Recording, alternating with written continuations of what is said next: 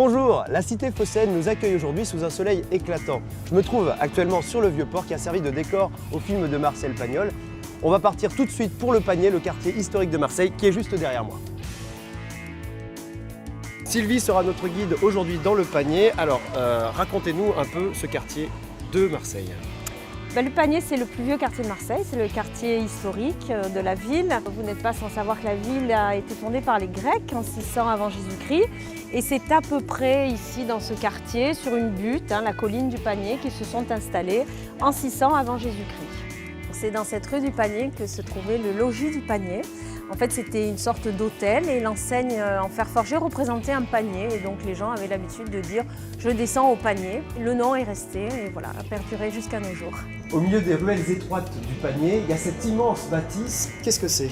C'est le centre de la Vieille Charité, qui est en fait un ancien hospice dont la construction a débuté au XVIIe siècle. Et c'est grâce à Le Corbusier que le bâtiment a été sauvé de la destruction.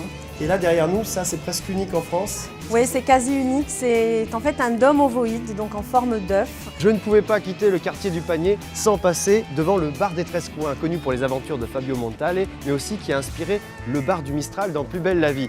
Là, on va au cours Julien s'intéresser à l'artisanat du savon de Marseille. Serge Le Savon, c'est votre rayon. Vous êtes là depuis 100 ans, mais à Marseille, ça dure depuis plus longtemps, le savon. Un petit peu plus longtemps.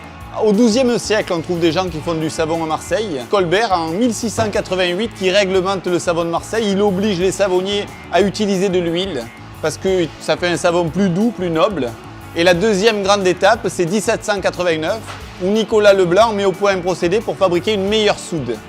Comme pour faire du savon, il faut mélanger de l'huile et de la soude.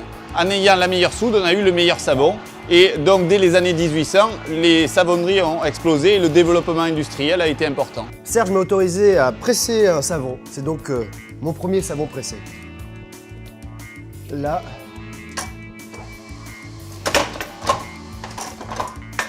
Hop. Alors, comment je fais là? Ah, c'est bloqué. Hop. Et voilà le résultat. Ici, vous le savez, on voue un culte à la bouillabaisse. Alors pour mieux comprendre les Marseillais, on va aller tout de suite prendre un cours de cuisine avec Christian Buffat, le chef du Miramar. Alors la bouillabaisse au départ, c'était un petit peu le plat du pauvre. Alors il y avait le pêcheur, il partait pêcher le matin, il revenait sur le marché, il vendait ses plus beaux poissons et en rentrant à la maison, il lui restait tous les petits poissons et tous les poissons un peu abîmés. Avec ça, il le donnait à sa femme, elle lui faisait une petite soupe, elle rajoutait 2-3 morceaux de pain rassis. Elle faisait une mayonnaise un peu pimentée et puis ça a fait la bouillabaisse. Au fil du temps, on l'a accommodé, on a rajouté des poissons un peu plus nobles comme le Saint-Pierre, la Lotte et c'est devenu la bouillabaisse. Nous quittons par bateau le port de Marseille, on s'éloigne de la ville pour se diriger vers le large, à 4 km au large du port de Marseille, direction l'archipel du Frioul. C'est ici sur cet îlot de seulement 3 hectares qu'a été érigé le château d'If, une fortification construite à la demande de François Ier au début du XVIe siècle. Le château d'If a servi de prison pendant 400 ans. Il a été rendu célèbre par Alexandre Dumas puisque son personnage, Edmond Dantès, alias le comte de Monte Cristo, reste le pensionnaire le plus connu de cette prison. La pétanque est un sport qui consiste à boire du pastis en tenant des boules métalliques dans la main. Je plaisante bien sûr. Raté. J'espère que notre petite escapade à Marseille vous a plu et on se retrouve très bientôt sur Voyage SNCF.